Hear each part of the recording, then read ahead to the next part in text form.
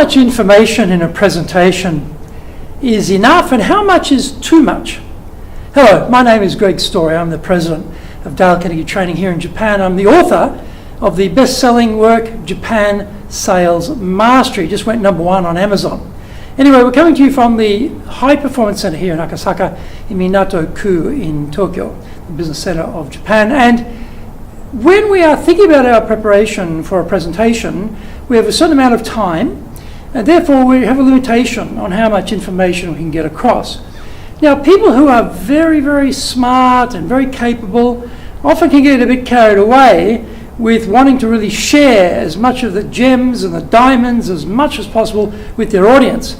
The danger is, though, that it can just be too much. And I was at a presentation just like that, where it was vast number of very complex slides, lots of data, lots and lots of data.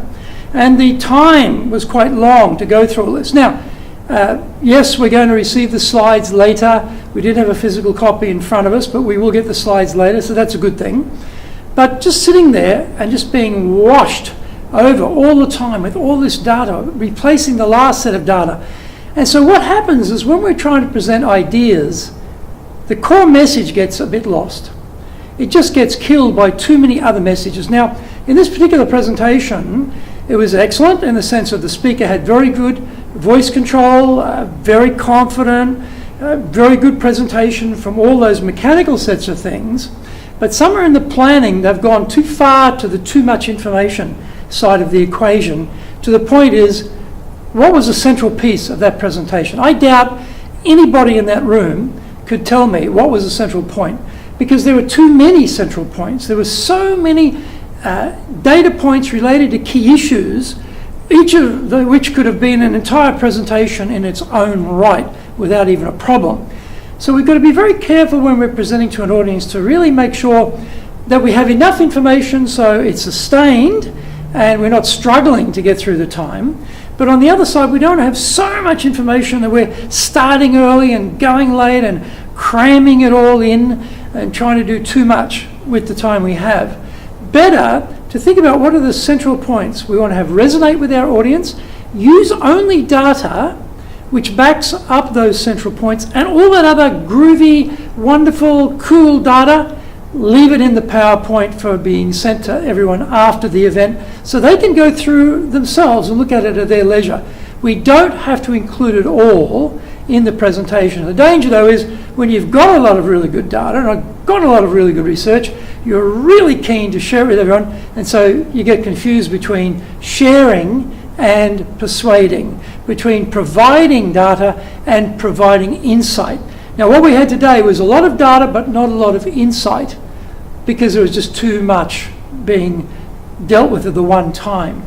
One other little thing too I noticed with today's presenter, very confident, lots of energy, great, but eye contact. They were not relating what they were saying well enough to the audience by really looking at their audience, speaking to people one at a time, about 6 seconds, pick up the next person about the same time, and moving around for different tables in the room to really get that connection between the audience and the speaker. So when you've got a lot of slide material going up there on the screen, a lot of data, that's a big competition for us as the speaker. And so when we're doing that, we've got to really make sure we're connecting individually with our audience members, really starting to build that rapport and that bond together to compete with all that information on the screen, so that we always remain the centerpiece of the presentation, not the screen, not the data. And again, don't put too much up. What is your key message? What data do I need to prove that? How can I get to the minimum of that that's going to be clear? And I can elaborate on those points in more detail, rather than here's a lot of slides, let me get a little bit of detail across all those slides and kill the audience by just replacing one piece of key data with the next. And so at the end you're a bit lost as to, well, what was the key point of all that? I don't remember, but wow, there's a lot of good data, none of which you can remember, by the way. So we've got to be careful about that. Too little, not good enough, but also too much can be a danger. And often the problem is more too much than too little. So let's get the balance right. And if we do that, we will be successful in getting our message across to our audience.